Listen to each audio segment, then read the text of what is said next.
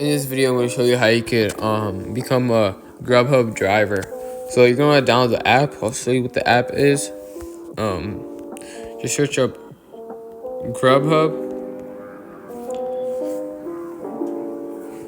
and you're going to want to download the Grubhub for Drivers app, not the food delivery app, the Grubhub for Drivers app. All right, once you open it, gonna need to put in your email and phone number and stuff, and then once you're done that, it's gonna give you this. It's basically like a survey. Just fill out everything, location and transport, put in your address and stuff, and then I'll show you guys every single section. So the personal details, put in your name, your and then yeah, your name and stuff, and then ID verification.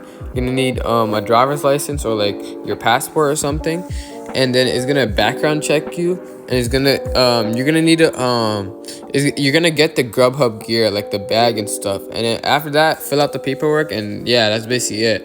I'll see you guys in another video. Bye.